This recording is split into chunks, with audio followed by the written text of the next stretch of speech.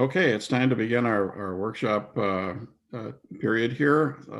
We'll start out with a roll call. City Administrator. You're muted too. Cross. Here. Holman. Here. Alicio. Here. Tebbit. Here. And Olson.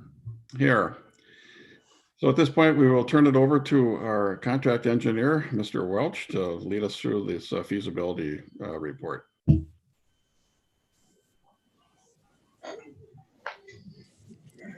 you see my screen now? Yes. All right. So this is a review of the 2021 Woida Road Improvements Feasibility Report. This drawing shows the project area. It's Woida Road starting at the intersection of Lyndale Lane and Garrett Lane and extending east for about 2,600 feet to Englewood Drive. And just some background on this job, if you recall, back in July, the county did send a letter to the city requesting that they participate in a roadway resurfacing project on Woida Road. The county was looking at doing 4 other roadways in the first assessment district of Crow Wing County, which is this area up here on the drawing. This is the county line between the city of Baxter and Crow Wing County. Everything up in this area is Crow Wing County, and then east and south of this line is city of Baxter. And they were proposing to split the cost of that project, 25% county and 75% city based on frontage. Again, this 1/4 of the project in this area is in the county and the rest is in the city of Baxter. And at that time, it did go to utilities and the council, and you decided to study what it would cost to put in sewer and water to the project area, to look at that cost before you did anything with the county. And that's the purpose of this report. So again, just looking at the project area, zoning in the city is R1 residential. So all the property in the city is R1 residential. I think that kind of summarizes the project up. So existing conditions, this is starting on the west side of the project. One thing to note is right away, you'll see there is no right of way on the north side of the road. So that will be an issue if you decide to move forward with the project. There will be property acquisition involved. On the south side of the road, it's kind of a combination of 33 feet of right of way and 40 feet. 40 feet, there's one lot on the east side of the project that has 40 feet. The roadway was constructed back in 1989. It's 24 feet wide and it has a pacer rating of 2, and that was as observed in 2019. And that means the roadway is in very poor condition. So something's going to have to get done with that road pretty soon, or it's going to completely fall apart. On the east side of the project area, there is sewer and water stubbed into the project area from Englewood Drive. You can see that right here. And that was brought in to service this house on the south side of the road. So there's a 10-inch sanitary sewer pipe and a 12-inch water main that was extended back in 2014. So both of these lots are now served with sewer and water, the corner lot being served directly off to Englewood Drive. And then storm sewer, there was storm sewer extended west into the intersection, but nothing west along Woida Road. So for the proposed improvements, we'll be looking at extending sewer and water into the project area. Start off by extending the 10-inch main sanitary sewer main west all the way to Jewelwood. And that's where we run out of depth on that line. We can't go any farther west, but I'll show you the kind of the long range layout on the next slide for sanitary sewer. 8-inch mains to be extended north and south at Jewelwood and Jadewood. For the water improvements, we'd be extending a 12-inch PVC water main west as well, and that's in accordance with the long-range water layout. And then mains extending north and south at Jewelwood Drive and Jadewood. Hydrants about every 600 feet, and then installing valves for maintenance purposes. Like I said, we always look at the long-range sewer and water layouts when we put these reports together. And this is a little snippet from the long-range sewer layout. As you can see, the plan for Woida Road west of Jewelwood Drive was to service that from this lift station located at the intersection of Clearwater Road and Kimberly. And in order to bring sewer to the project area, we'd have to bring sewer all the way through this undeveloped property up into the project area. And that would just be a very costly project involving two very large undeveloped parcels. So for the purposes of this report, we did look at a different layout and putting in a lift station located at the intersection of Lindale and Woiter Road. There was a lift station proposed farther north on Garrett Lane that would be required anyway to pick up the rest of Garrett Lane. So we just slid that lift station down to the corner here, and that easily serviced the rest of the project area. And it also noting that the depth of this 8-inch line from the lift station is actually quite a bit lower than the 10-inch line. So it's more flexible for servicing these larger parcels in the future. The 12-inch water main would be extended all the way west to the Lindale Lane. And then again, larger service lines to the north and south to service these undeveloped parcels. And then on the drawing too, you'll note that we have sewer and water services shown to these properties. Kind of the standard breaking up these parcels into 100-foot lots based on the city ordinance. And then we're also showing services on these larger parcels to the north about every 100 feet. And that comes into play when we look at assessments for the project area. So that's kind of a summary. Oh, one thing I should mention, the road too. We would have to reconstruct the road. It's 24 feet right now. We would be looking at putting in a 26-foot wide road, which is a standard or typical residential roadway in the city of Baxter with 18-inch ditches. So we would be clearing to the right of way on each side of the road. And again, doing that property acquisition on the north side of the road to get the 33 feet. So estimated project costs with the sewer and water and roadway, it's not a cheap project. You're looking at about $1,847,000. You'll notice that the sewer improvements are quite high. And again, that's because of the lift station that's involved with the project. That's probably about $250,000 right there just for the lift station. For implementation, all the benefiting properties would be assessed using the equivalent residential unit method. In 2019, you set the ERU rate at $15,000 per lot, and that was for the North Forest View area.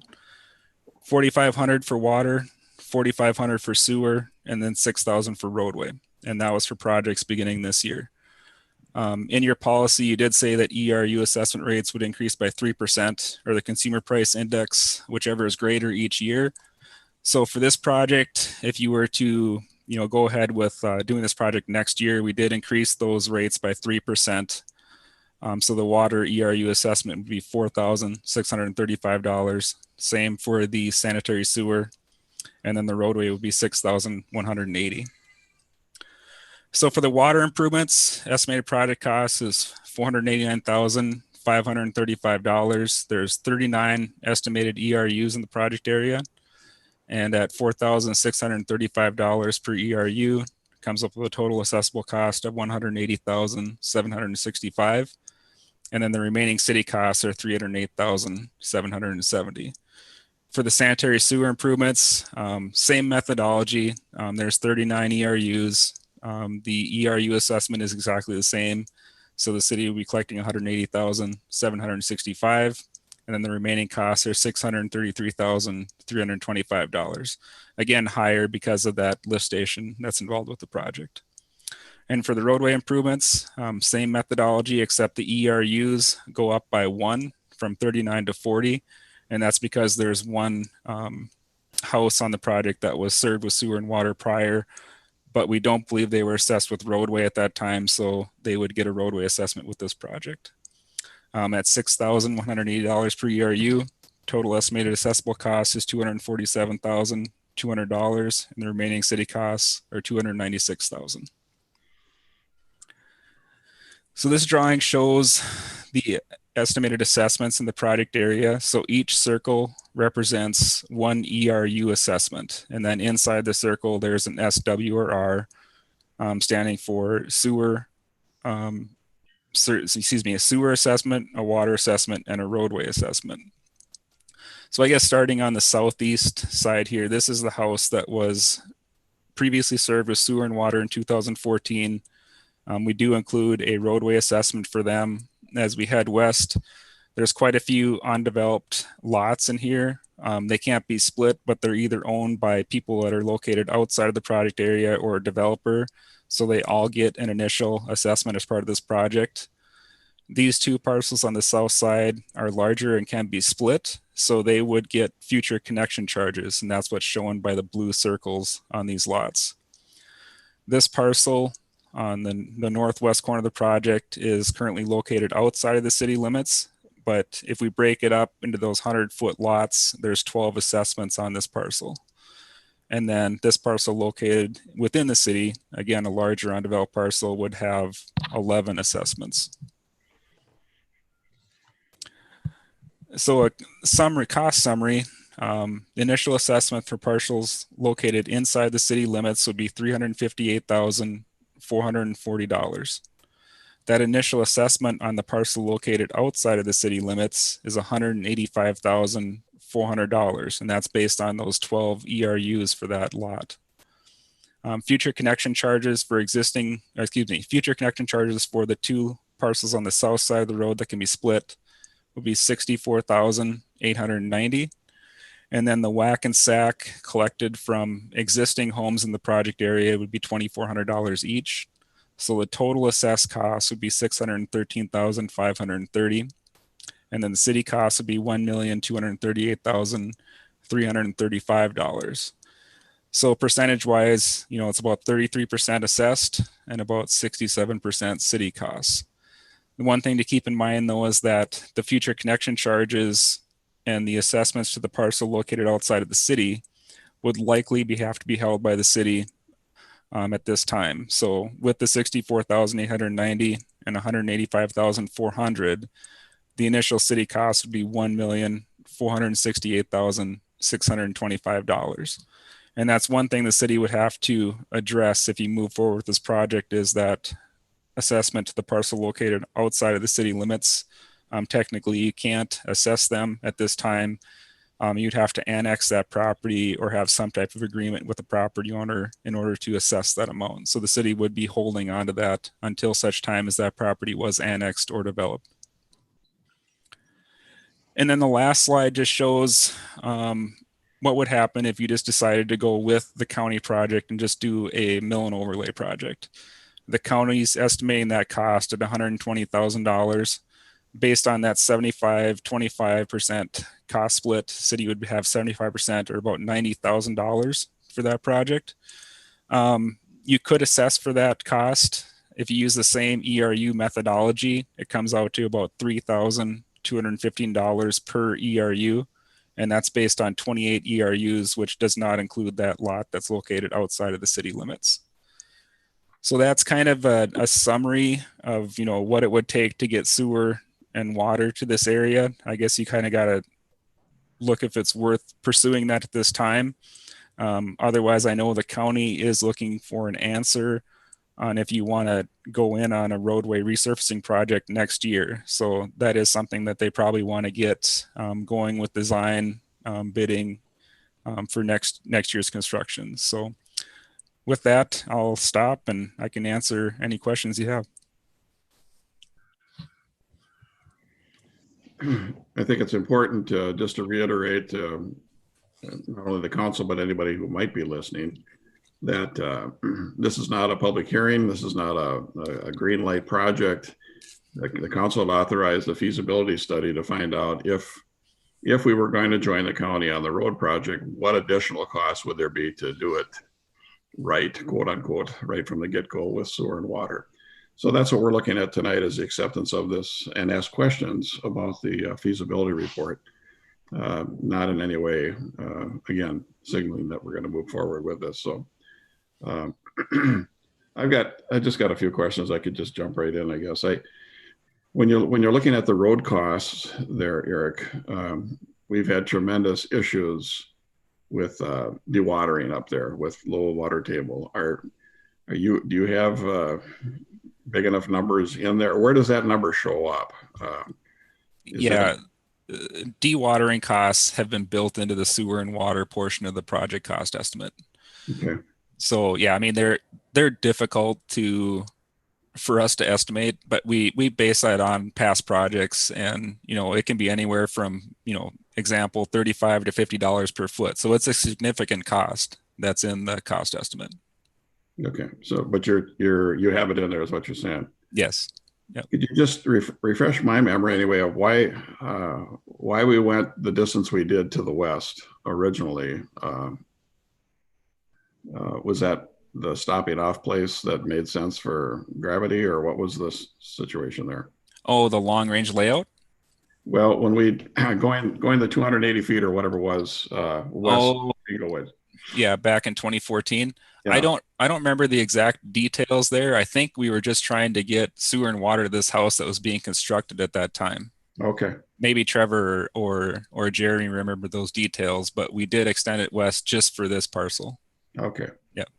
At the same time in 2014, when the project come forward, that property owner on the corner come in with the subdivision to build that new house, and actually petitioned. I don't know if it was an actual written petition or if it was just through the platting process. They couldn't plat that lot without having city water and sewer. So they were added to the project with an assessment for that 2014 Whiter Road project. Okay. It would probably be a good idea to review that petition to see if they were assessed for roadway at that time too, because that will affect this report a little bit. And then lastly, if we would decide to just do the bituminous and join the county in that, those areas that are not in our city, are they also not accessible, even if it's just the roadway? Or yeah, that's my understanding. You couldn't assess any property located outside the city limits, but the county would be picking up those costs anyway. So that's where the 30,000, they pick up the 30,000 of that lot that's outside the city limits. That's 120,000 is just from Whiter Road to Lindale. okay. Englewood to Lindale, sorry about that. From Englewood to Lindale is 120,000. Of that, 75% of the cost is the city and 25% is unorganized territory. And yes, it cannot be assessed unless you can get an agreement with that property owner or take and annex that property into the city. Mhm. But Okay. in that same note, then the county wouldn't be matching the 25%. No, that's what they're doing. That is their 25%. Their Correct. 25% is that you look at the road jurisdiction, 75% of the road is in the city limits of Baxter and 25% in unorganized territory. I understand that, but under the premise that we annex it, I don't believe that the county would then be asking or be offering the 25%. Oh, no, then we'd have to pay the whole 120,000. Yes. That was my point. Yep. Oh, that's a good point. Yeah, then we got the whole bill of 120,000. What they're doing is they're going up and doing all of Garrett Lane to the north on unorganized territory. And they'll just go do that and just leave Whiter Road alone if the city doesn't want to join in. And they'll just leave that bad segment of road in between Garrett Lane and Englewood. Okay. Council? Jump in with your questions or comments. Your Honor, Council. Oh, am I on? Yep. Okay. Boy, I just have so many kind of challenges with the proposal right now, just because there's so much unknown in terms of the planning, build out density. I'm assuming this is not a collector, a functional classification of a collector, the same way Whiter Road or Englewood Road is, because it's only serving kind of an R1 residential neighborhood. We don't know. I should have checked this, but I'm assuming that 40 on the Englewood, that northwest 40 of the Englewood Woida intersection is zoned R1. Is that a correct assumption? Correct.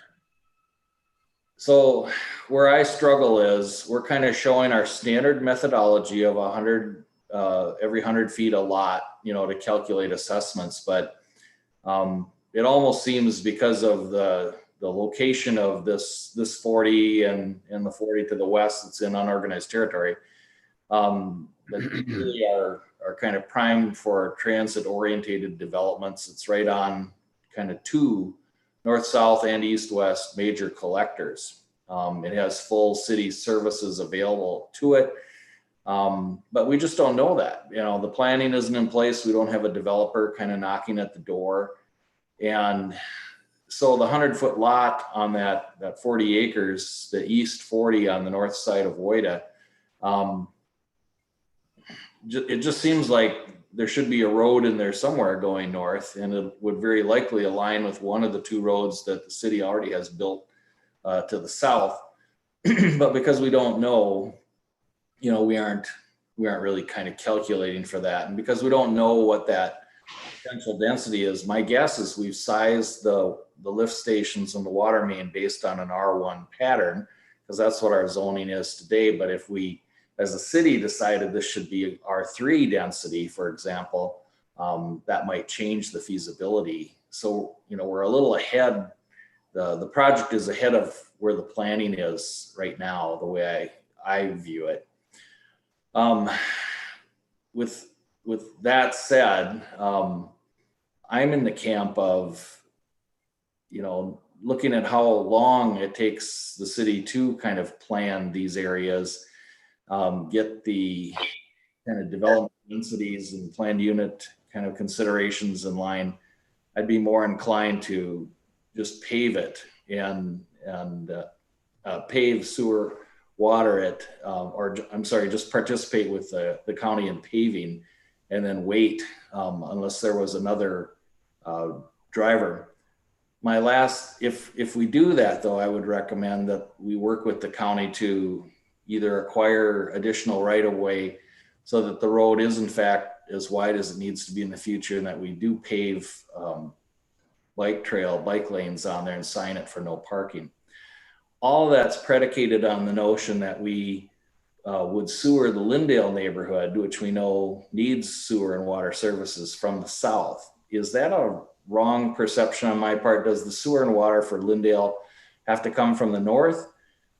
Or can it in fact kind of be sewered and watered from the south down to Clearwater direction? That area has been designed already, and it is all served from the south right now. Okay, so the Lindale neighborhood that's currently on septic and well is not dependent on this north project having sewer and water. Is that what you're saying? Correct. Okay. So that to me kind of argues for just paving it for now and coming back to it, because the road will last 20 years probably in that kind of high water neighborhood. And by then maybe we will have figured out what the annexation and the growth and development land use picture should look like in both unorganized territory and for the city. It just seems like there's so many unanswered questions to move forward with that huge city cost on the front end of it. If in fact we can sewer and water Lindale from the south and kind of just pave it and hold, work with the county to pave it and hold. I still would advocate for pushing the county to consider paved shoulders, no parking. So it would be in line with the east-west corridor of Woida Road, even though I recognize no bike trail. That would be a lower cost option, but it would still be functional for that part of the transportation system. Todd, when you say the Lindale neighborhood, I see Lindale Lane North. Are you talking about a different? Yeah, right where the cursor is circling, you see that? Yeah, that's what I'm calling the Lindale neighborhood. Around the lake. On the lake, okay. That's where my mother-in-law lives. Yeah. So that's one of the areas that kind of showed up in our sewer water survey when we were doing Forest View as a priority to get services to for water quality reasons. That's why I was kind of asking, is that to be sewered from the south or the north? If it was from the north, well, then that kind of weighs differently on that part of our feasibility study here for tonight. Zach, were you looking to say something there? Well, I was just curious, the discussion on the pacer rating of that roadway was basically, we could wait a couple of years and it'd go to dirt. So I was curious on if a full depth reclamation isn't like, so we're paying for just a mill and overlay. Is that what we can actually pull off with such a bad road based on what it's saying? It's my understanding that the county is looking at a mill and overlay project. Yes. So, the life expectancy of that road, you'd be lucky if you get 20 years out of that roadway after doing the mill and overlay. So then would it be another 20 years before we went in and did the water and sewer? Approximately? That depends on development in the area and the need for it.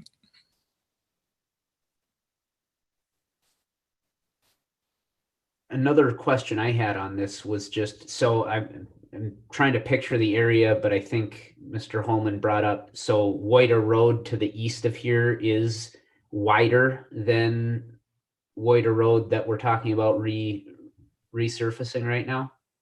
Yeah, that's one of the things I wanted to bring up. It is only 24 feet wide right now. So with the resurfacing project, there's really no opportunity to put in parking lanes or bike lanes. The road is just wide enough to get two 12-foot lanes of traffic in there right now.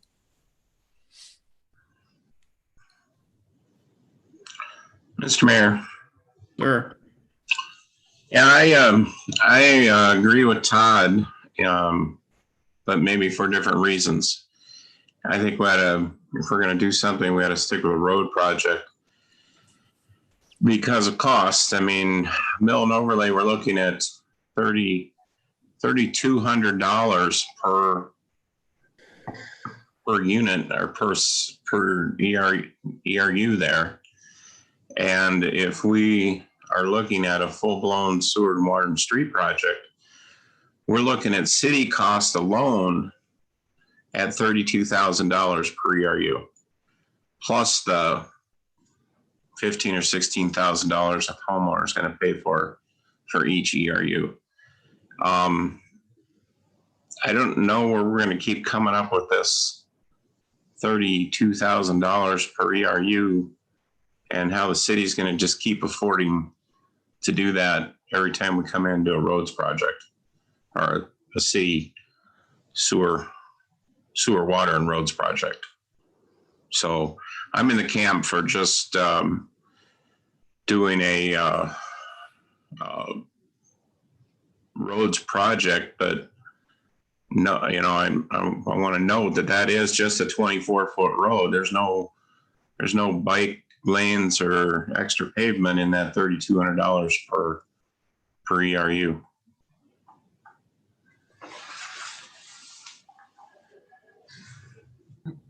Okay, we're pushing 7 o'clock here, so I don't know if we want to do more discussion. We could come back after the council meeting, or you have enough information to move forward without doing that, staff? Yeah, well, tonight we're presenting the findings of the feasibility report and asking for your acceptance of the feasibility report. What we'll be doing at a future date, we'll be asking you to make a formal response to the county. May that be the first or second meeting in November. And we can carry on that part of the conversation at that time. Well, the road definitely needs to be repaved. It's horrible. Then Okay. I think what we do, Mayor, is bring the roadway back to the next council meeting as a workshop and talk about what kind of road do we want to present to the county? What are we looking for? Okay. All right. I look for a motion to adjourn this workshop. Connie will make a motion to adjourn the workshop. Motion by Licio, Second. second by Tabit. All in favor? We need a roll call. Cross, Yes. Holman, Yes. Lucio, Yes. Tabit, Yes. Wilson. Yes. Kelly, do we have to end this and start another one, or can we just keep rolling, or what do we do here? Yeah, I'll end it and I'll start a new recording. Okay. So hold tight.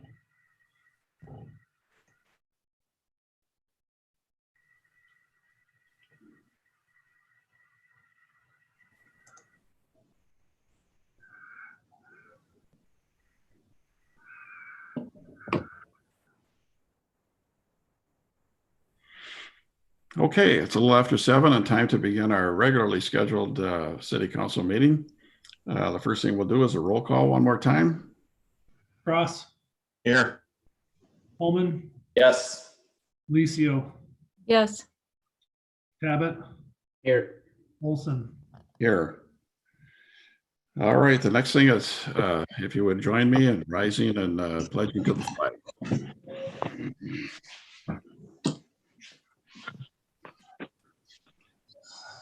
I pledge allegiance to the flag of the United States of America and to the republic for which it stands, one nation, under God, indivisible, with liberty and justice for all. Thank you very much. First of all, any adjustments, additions, or changes to the agenda, Brad? There are none. How about public comments? We did not receive any. Okay, head right to the consent agenda. The following items are considered non-controversial by staff and are recommended to be read and passed in one motion. Any council person, staff, citizen, or meeting attendee can request one or more items be pulled from the consent agenda, and the item will be pulled and addressed immediately after the passage of the consent agenda. Otherwise, the following items will be passed in one motion. A, approve city council minutes from October 6th, 2020. B, approve the payment of bills and finance report. C, accept utilities commission minutes of October 7th, 2020.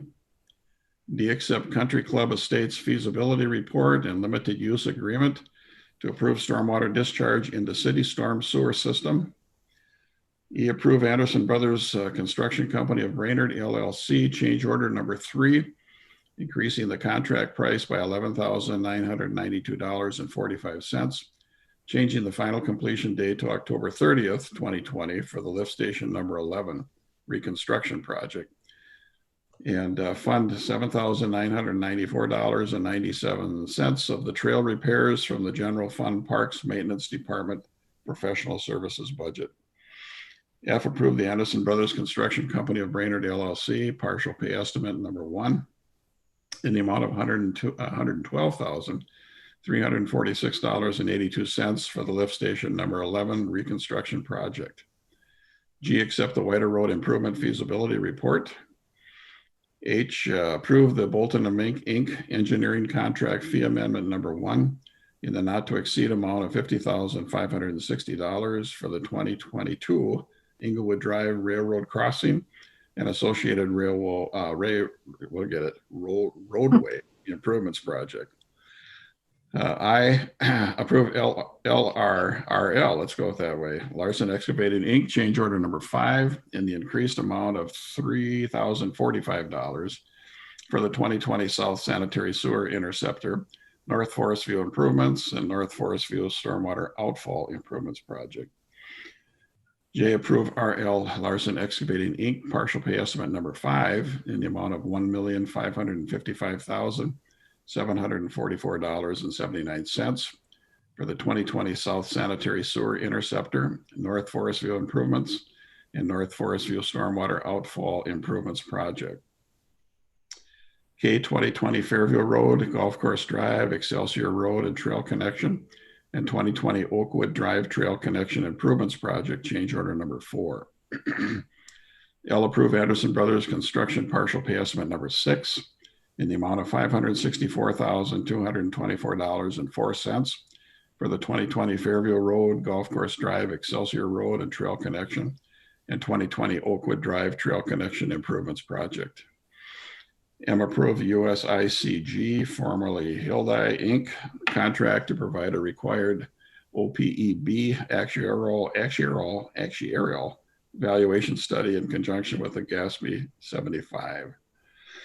And adopt resolution 2020-62, providing for the competitive negotiated sale of $6,120,000 GO improvement bonds, Series 2020, and set a special council meeting for 6 o'clock on Monday, November 23rd, 2020, to award the bonds. O, authorize contract execution for employee dental insurance renewal. P, accept planning and zoning commission minutes from October 13th, 2020. Your Honor, please pull M just for this. Okay, we're going to pull M. Motion to approve the consent agenda. Motion by Cross, Second. second by Alessio. Any further discussion? Roll call. Cross, Aye. Holman, Aye. Licio, Aye. Babbitt, I, Wilson. Aye. We'll go back to M. Approve the contract to provide a required OPEB actuarial. Your Honor, counsel, does anybody understand what that says is kind of my question. I was wondering if staff could just walk through the acronym so that we at least have that in mind. You don't understand counting speak? No. Plug in my ears right now. Yeah. OPEB is other post-employment benefits.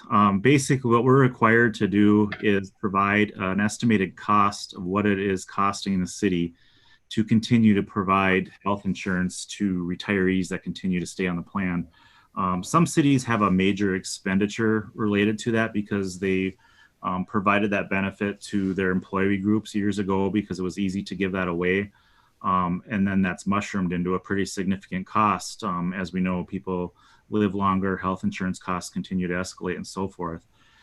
What's a little bit disheartening is the fact that we really don't have those costs, but we're still required to do that under GASB, or Government Accounting Standards Board 75, so that they can come up with what the estimated cost is. So for the city of Baxter, it's just looking at the actuarial value of continuing to allow employees to stay on our health insurance plan, which they're allowed to do under COBRA laws, and determine what that cost of that is. So there's what's called an implicit cost of that. What happens is former employees that do decide to stay on the plan, it's basically provides for a little bit higher cost to the overall pool because you have typically older people that are continued on to be on the plan. So unfortunately, it's one of those mandates that we're required to do. And we have to go through an actuarial study every 2 years to do that. And then it's updated in between. Thank you. Move to approve M. Second. And second, this is a bone of contention every year. It comes up in our annual review from our auditors. We have to pay to provide information that we don't do it. It's just an irritant to me personally, but it is what it is. But so we have a motion and a second. Any other discussion on that? I just have a question, not necessarily discussion, but it's my understanding then that the city does not provide any dollars towards a premium for health insurance once an employee is retired. That's correct. Right. Okay. So we have nothing to show, but we have to pay to have somebody tell them that we don't have anything to show. Yeah, there's that implicit cost there because it basically everyone's premiums are a little bit higher because of people continuing to be in the pool potentially, right? Well, thanks, Todd, for asking the question. I just looked at that list of acronyms and went, what? Thank you, Jeremy. Roll call. Cross, Aye. Holman, Aye. Licio, Aye. Babbitt, I, Olson. Aye. Okay, we'll move forward to other business. 8A, approve resolution 2020-061, approving a variance to allow a lean-to addition to be located within a side yard setback for property located at the Industrial Park Road. Thank you, Mayor. If you bear with me a second, I will share my screen.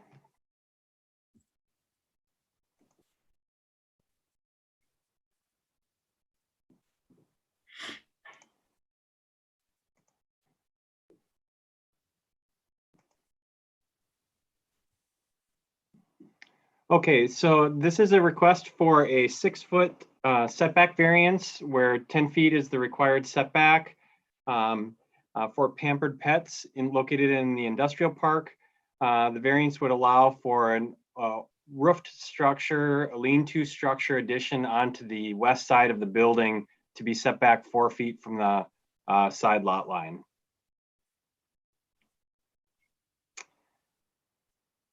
What's under the lean-to?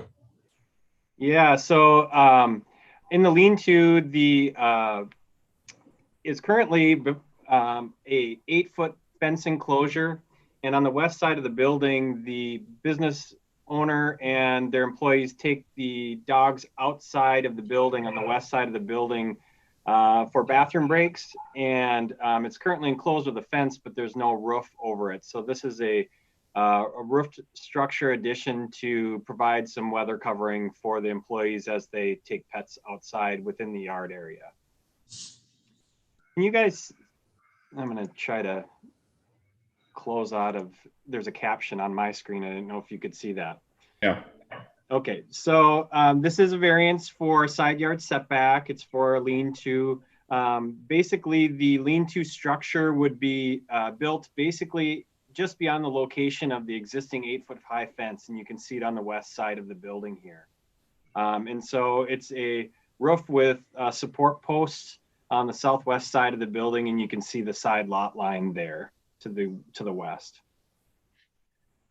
And so would the roofing materials match the roofing materials used on the building itself? Correct. And you can see the lean-to elevation here. You can see how the roofing slope matches, and then you just have posts on the outside. And you can see a little bit better on this side view. So this would be looking at it from the neighboring property to the west, looking east. So you can see the piers and posts there with the basically shed style roof, and then the side views here where you can see the materials matching with the existing building. The variance does require a hearing at the Planning Commission. The Planning Commission did review this variance and is recommending approval of the setback variance subject to the findings in the resolution. Okay, council questions of Josh?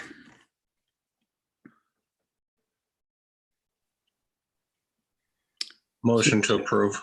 Motion by Cross, Second. Melissio. Any further discussion? Roll call. Aye. You're muted. Yeah. Holman, Yes, aye. Licio, Yes. Cabot, Aye. Olson. Aye. And that motion passes. We'll move on to B, approve resolution 2020-060, approving a conditional use permit amendment for outside storage and interim use permit amendment to allow multiple accessory buildings on a lot without a principal use for property located at 3915 Independence Road. Okay, this is a request for an interim use permit and conditional use permit amendment. This is for Simonson Lumber, and they are requesting an extension to their interim use permit to allow 5 more years on their approval. If the council will remember, this application came before the city just under 7 years ago, and there was a plat request to plat property for Simonson Lumber. Specifically the, oops, sorry. Sorry, I'm having trouble scanning through the various screens. I'm going to try this again. Hang with me, I apologize.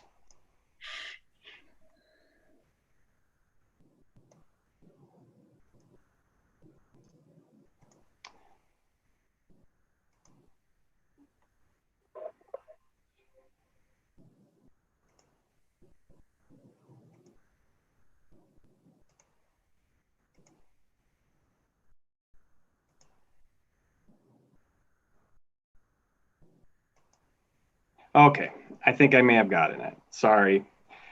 So this is a request for an interim use permit and a conditional use permit amendment.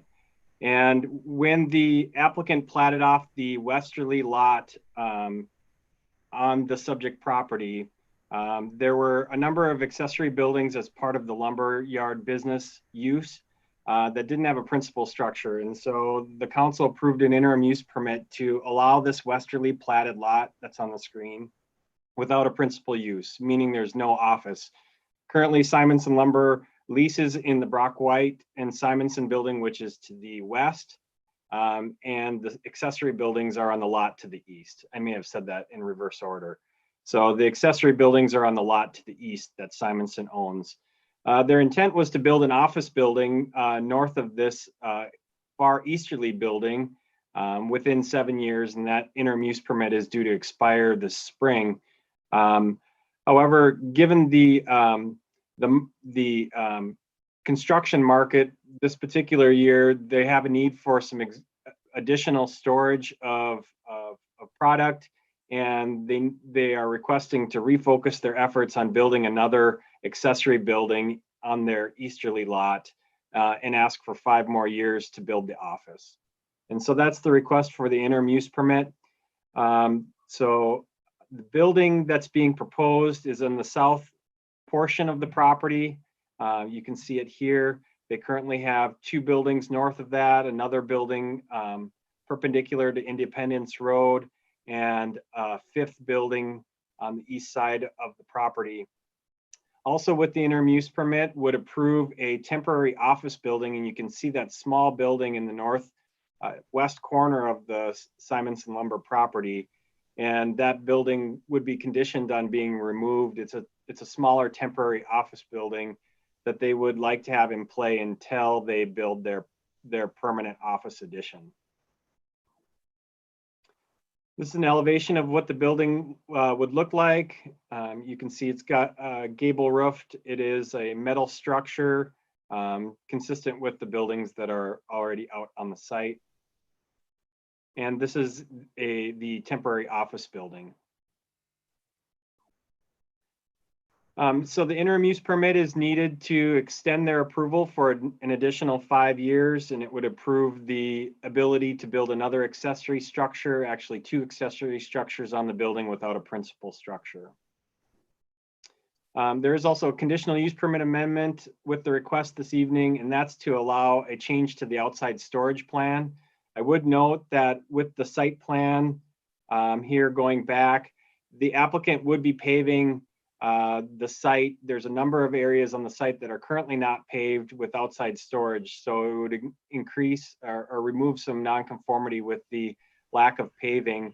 So the outside storage that's remaining on the site would be on paved surface. In addition, there is pavement proposed for a driveway that goes to the cul-de-sac of Independence Road. And that driveway is in the northwest corner of the site. Excuse me, northeast corner of the site. So that would be paved with the request. With that, the Planning Commission is recommending approval of the interim use permit and conditional use permit, subject to the findings and conditions in the resolution. Happy to answer any questions. Council, any comments for Josh? Seeing none, I would look for a motion then to approve. So moved. Motion by, was that Todd? Tabit. No, Tabit. Motion by Tabit, second by CEO. Okay, any further discussion? Roll call? Ross. Aye. Holman. Aye. Licio. Aye. Tabit. Aye. Wilson. Aye. That motion carries. 8C, approve resolution 2020-062, approving a conditional use permit amendment for motor vehicle, boat, and equipment sales, repair, rental, and variances for parking of vehicles in disrepair, parking of crates without screening, parking items less than the parking dimensional requirements, and for required parking for property located at 7915 State Highway 210. Josh? Thank you, Mayor and Council. So this is a request by Brothers Motorsports for the conditional use permit and variances that the mayor just mentioned. Brothers Motorsports is currently located north of State Highway 210 at 8194 Fairview Road. And under the request, they would propose to move their dealership, repair and rental business to the subject property. The applicant is proposing outside display on the subject site and storage, but is not proposing any changes to the site. So there's no changes to any of the pavement, any of the actual structural elements of the site, or to the building. They're proposing to just move in and open their display on site. This is an aerial photo of the subject site, formerly Viking Land Harley Davidson. And the applicant is proposing to utilize most of the paved surface for display, storage of crates, drive aisles, and etc. And there would be a fire lane around the building, as well as service parking along the back of the building.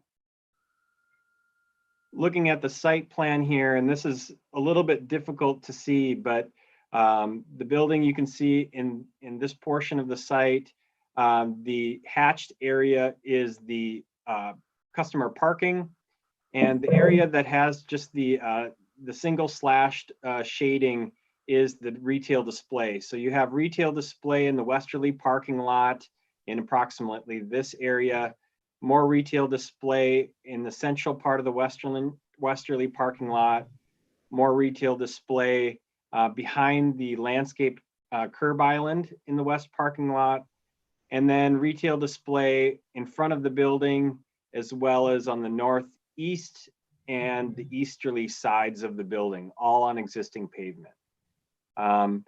The service parking area is proposed on the south side of the building, which you can see here, as well as a little bit of service parking as well on the very south property line. There is a drive aisle proposed all the way around the building, as well as a drive aisle connection out to the frontage road off of the north corner of the site, and then a drive aisle going behind retail display and back out to the frontage road in the existing location of the curb cut access points to the frontage road.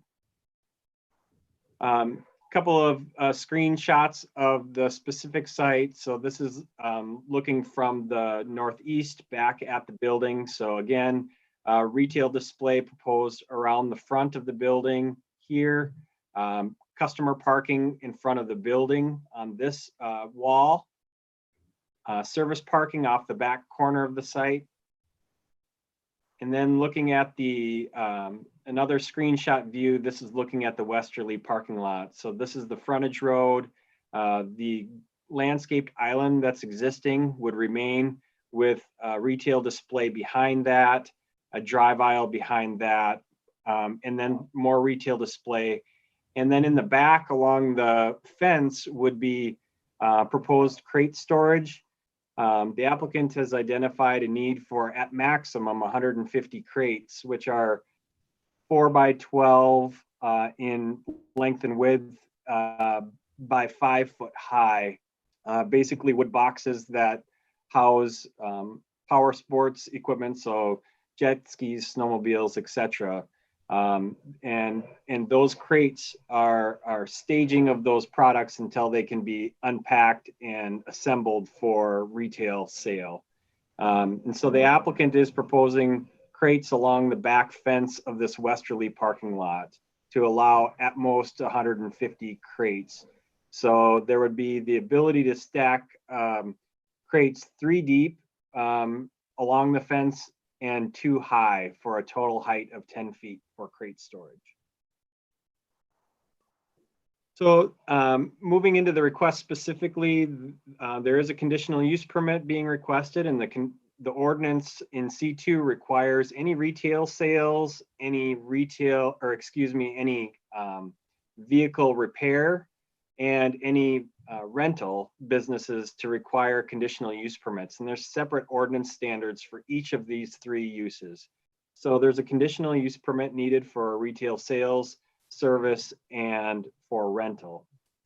And those are being requested for the subject site. I'm not going to go through all of the standards, but you can see this, all of these bulleted items are the ordinance standards in C2 for outdoor sales and display. The next page here shows all the standards that are in the C2 district for repair. And this page shows all of the bulleted standards for rental. And when you look at all of those bulleted items specifically, the applicant would comply with all of the bulleted items with the exception of the variances that I'll go through here next. So with the conditions in the resolution and with the variances, the applicant would comply with the conditional use permit standards for those three uses. So there's 4 variances that are part of the request. The first variances is for one of the C2 standards, and that's to allow for parking of vehicles in disrepair. For service shops, the ordinance states that vehicles in disrepair can't be parked outside. The applicant's requesting a variance to that. The applicant doesn't intend to keep parts outside on display. They intend to have a service shop, so the majority of the vehicles that are in for service may be a 4-wheeler that needs an oil change or something like that. So you're not going to have vehicles in disrepair necessarily, but more in for service or maintenance. But there could be a power sports vehicle that's been damaged for some reason that is parked outside in their service parking area behind the building. And so that is the reason for the variance for those unique circumstances where a vehicle is in disrepair and parked outside. The next variance is for the parking of crates without screening. So the zoning ordinance requires particular attention to screening along the state highways that run through the city of Baxter, namely State Highway 210 and Highway 371. And the zoning ordinance requires any storage products or any items that, such as crates, to be screened from those adjacent roadway corridors. So there is a need for a variance because there is no screening proposed with the crate storage. And as I showed you on the site plan before, there is crate storage proposed along the back of the westerly parking lot. So this blue checkered area is 12 feet along the back fence for a distance of 295 feet, which goes basically to the area where there's some parking spaces. So switching back and forth to that site plan, it's basically from where this vehicle is parked all the way over to this corner here, where there would be 12 feet of depth, where there would be the possibility of crates stacked too high. So 10-foot high crates, or 10-foot total, 2 5-foot high crates stacked on each other. One of the issues with the variance here is the grade of the adjacent highway. This is an image looking at the site from the highway, and as you can see, the parking lot is lower in front and does increase in elevation towards the back. But due to the existing pavement layout, and due to the fact that pavement of the existing site is all the way out to the lot lines, there's not really an ability to provide plantings for screening. And then to provide any additional screening in terms of fences, you'd need a very tall fence to screen 10 feet. And it would also make it challenging to access product, etc.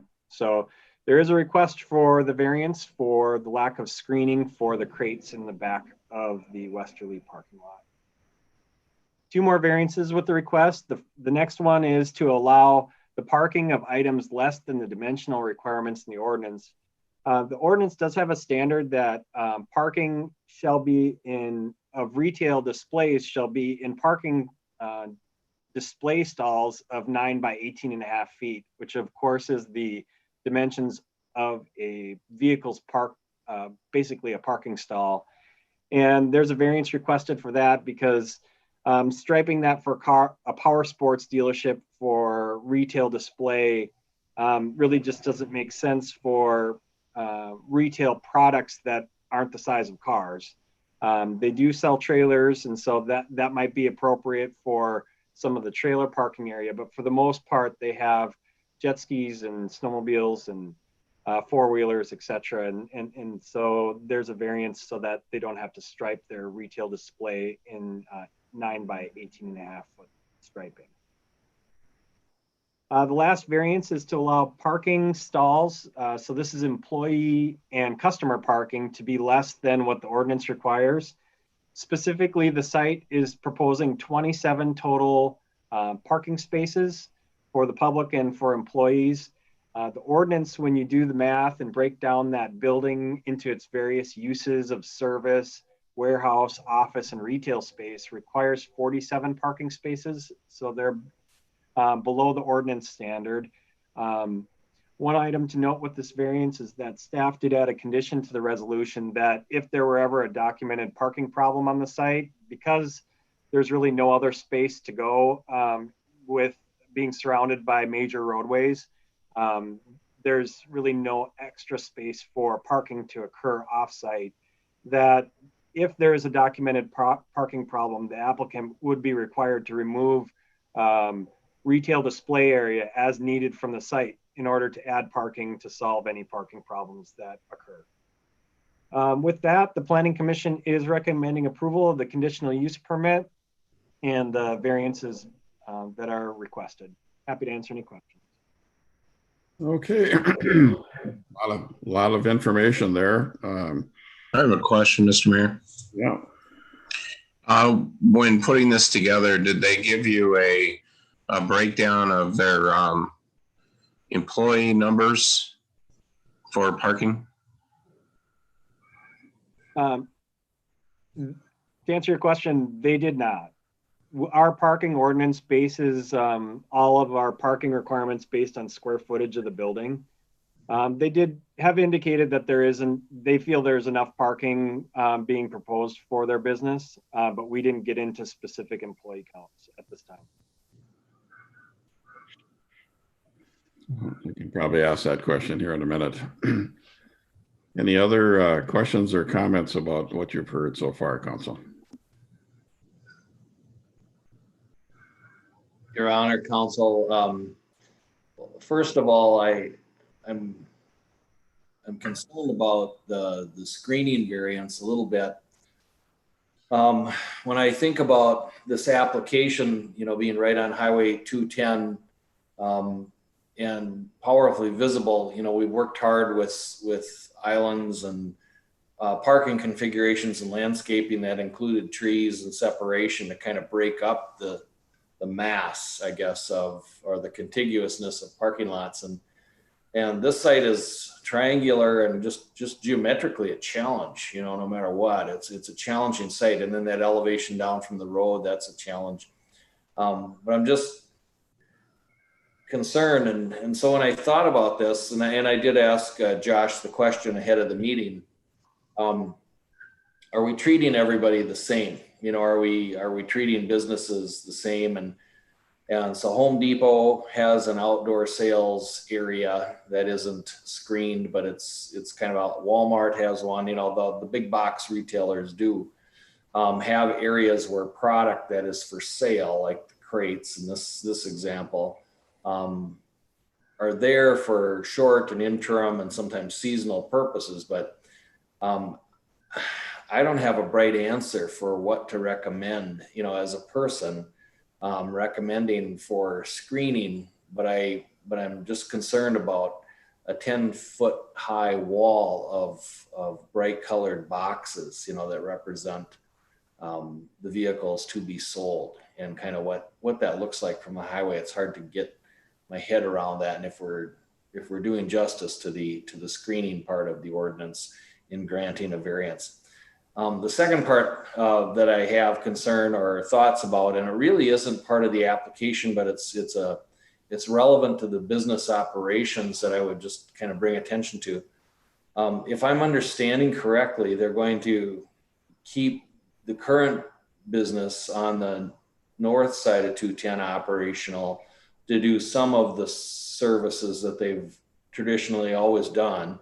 And then this will be the new site. And what connects the two is the Paul Bunyan State Trail and the tunnel that goes under Highway 210. And my concern is that it's awful easy to kind of move vehicles back and forth via that way. And I checked with DNR State Trails, and they don't allow for any vehicles to use that trail, but for snowmobiles in the winter. And so it seems to me that a reasonable condition, an operational condition, would be that any vehicles for sale or repair should be trailered to and from the site, so that we can not create potentially an enforcement challenge for DNR or for the city. But Josh, is that something that we maybe have authority to link to this particular business, something that could require trailers to deliver and exit vehicles, so that we don't create kind of an in-between businesses traffic? Sure. I mean, this is a request for conditional use permit and variances, and so the city has the ability to establish reasonable conditions that relate to that use on this site. So yeah, a condition that limits power sports vehicles entering or exiting this site to be transported via truck or trailers, seems within your purview. I just think it would be. You could jump in if you wish as well, but that certainly seems like an option. Good catch. Josh, quick question. I was under the assumption when we discussed this earlier that they were bringing their entire operation over to this building. Is that not correct? Yeah, so this was discussed at the Planning Commission. They shared at the Planning Commission that, and the applicant could speak to this. I know they're on the dial-in call as well for tonight. But their intent is to keep one of their buildings on their existing site open. And what was shared is that keeping that open as a repair shop and perhaps selling some of their other property and buildings. So there is an interest in keeping part of their existing operation open, but not for dealership use, but for a repair shop. What I mentioned at the Planning Commission meeting was that wouldn't be an issue from a zoning perspective because they're a legally non-conforming use.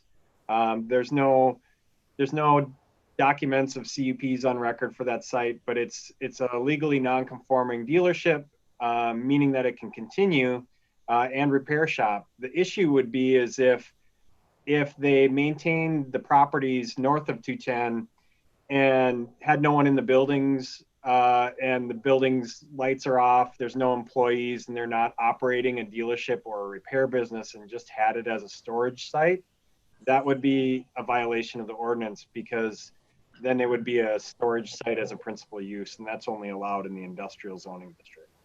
So yes, we have heard that they intend to keep part of their site north of 210 as a repair shop.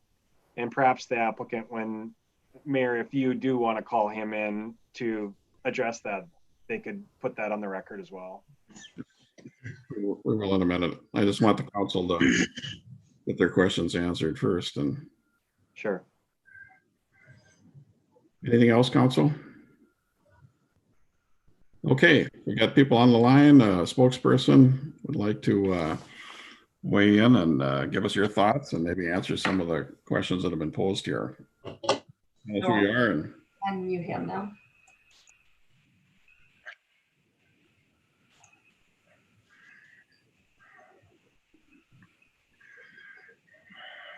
Okay. Can you hear us? Yep. Okay, so I just wanted to address the transporting one first off. I definitely don't think it was one of our intentions ever transport through the Paul Bunyan Trail. So just to clear that up, I mean, possibly with a snowmobile, but that would be perfectly legal according to the use of that trail, but never ATVs or motorcycles or anything like that, just to clarify that. Can you just identify who we're talking to here? Yeah, this is CJ Vandeputty, Okay, and Chris Vandeputty is here as well. thank you. Yep. Yeah, go ahead, continue. I guess remind me again what your other concerns were there. I think the question was asked, and Josh probably answered it, but you could just verify that what your plan is for that west building for continuation there. Yeah, I think Josh pretty well answered that. I think it would be the hope would be to continue to utilize it for certain purposes, such as repair and I guess some storage of machines, but certainly intend to keep it for some other business besides the retailing of our products. Okay. Council, any other questions while we have him on the line here? I guess I have a question. If you are going to keep some of the building or the buildings to the north, is it really necessary then to have a vestibule or a variance with the stacking of our storage of the product in the cases on this property that's much more visible, the 210? Yeah, no, I do think that we'll end up ideally with some at both locations. I don't think we'll have enough if we downsize where we're at to have all of them. So the reason why we spoke with Josh about a maximum, you know, we don't anticipate having that many there consistently, but if that need arises, we'd like to have that ability and have some product at both locations, and certainly going to be easier depending on the time of year to access a snowmobile in the winter and get it uncrated and ready for sale if it's there at the same location versus transporting those units back and forth for the product that would be designated for the season that we're in, if that makes sense. Sure. What's your plan then with the old crates? As far as removal or right now they go in a big pile back behind your building. So I'm wondering if you've got a location on here you're going to store those until you get rid of enough of them, or if you're going to transport them back to the other building, or what your plan is. Yeah, I think as of right now we're looking into options for that. We certainly don't plan to have a big stack of them at that location, but I would say as of right now we're looking into options for transporting them out, whether it be to our other location or to another location. But I don't have a firm answer for you on where they will go or how they will get there, but we don't plan to have large stacks of disassembled crates on the facility. So you'd be okay with the condition then that there won't be any disassembled crates stored on the site? Yeah, I think we're fine with that. Yep. Mayor, Councilmember Cross, if I could add, that condition's already in the resolution. So all trash, recycling, and crates are specifically mentioned have to be in an approved trash enclosure. So that would have to be a screened in enclosure that they would have to add to the site, compliant with the ordinance. So that is already in the resolution. So is there existing fence trash enclosure on the site? No, not that I was able to locate. So they would have to add one if they're going to have any disassembled crates on site ever. Okay. Anything else? Yeah, do you have an estimate on the number of employees that would be in this building? I would say an estimate of 10 to 12 would be a fair number. We don't have a firm number on that currently yet, based on the fact that we haven't been in there and functioned yet. But that would be our estimate as of right now. Okay, so that just leaves 15 stalls for customers. Yeah, yep, I would say, and based on what we're seeing for customer flow at our current facility, the front of our building for parts parking currently is around 5 or 6, and sales parking is probably around 5 or 6. So we're working with that currently, and it seems to do okay. And granted, we'll have a little more space between the two places to have that. Like Josh said, if there ever seems to be an issue with it, we would be open to opening up a few more spaces, but I think that we'll be able to function and the customers will be able to come in and out as needed with the proposed amount. Okay, thank you. Anybody else? Anything else you fellows would like to add to this conversation, or you think it's all been? One thing, this is Chris. Yep. You know, when we're asking for all that crate space, we're shooting for a very, very high number. If currently I've probably got 20 crates outside. So when we're talking 100 and some, it's extreme, but we just want the option in case we need it. But I don't anticipate having anywhere near that many crates outside. Okay. And you people understand the conditions that are being expounded upon here, and you're okay with them? Mm-hmm. Yes. Yeah. Talking to the applicants right now, but Yeah. Oh, yeah. Sorry. We're not going to use the Colwyn Trail ever. That's not even legal. So we've never thought of that. And if you want to put some extra little conditions, I'm fine with that as far as the parking and I think there's one other one. I'm sure that, okay, now I'm bringing it back to the council. You read your packets and read the comments that were made at the planning and zoning meeting.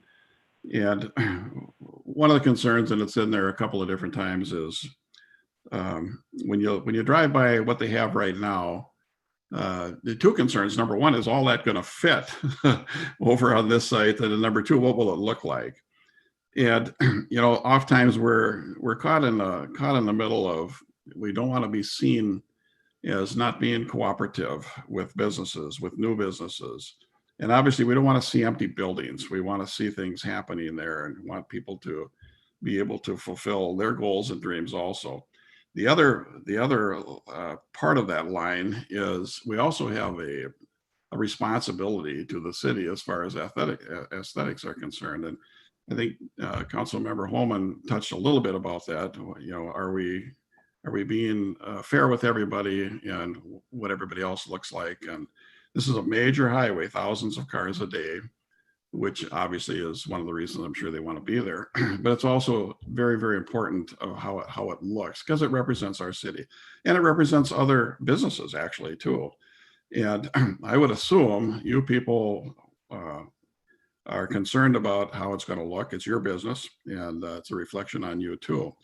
So I'm assuming that you are going to want to make sure that that it's very, very presentable, and I think that the conditions that the staff worked with you on will ensure that to a very large extent. And I hope everybody understands what I'm trying to say. And so if there's nothing else, I guess we look for a motion then to, how do you want this, Josh? We got several variances and. Yeah, Mr. Mayor, everything's in, all of the variances in the conditional use permit are in one resolution. So Okay. Motion would cover it all. That makes it easy. I move approval of the resolution before us. Motion by Tabbitt, 20 seconds. second by Alessio. Any further comments or discussion? Roll call. Cross, Aye. Holman, Hey.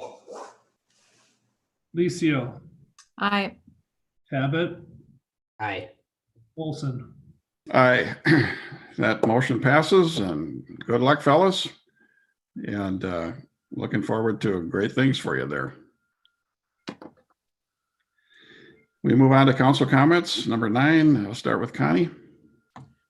Just a huge thank you in advance for the Public Works crew, knowing that they're going to have no doubt a long night ahead of them, and it could be a really long season. So just be careful and be safe, and know that we really appreciate your work. Okay, Zach? With the weather today, I think I can leave it at what Connie just said there. Okay. Todd? I have no report. Mark? Again, patience. Patience on the COVID, patience on the weather. And remember, get out and vote.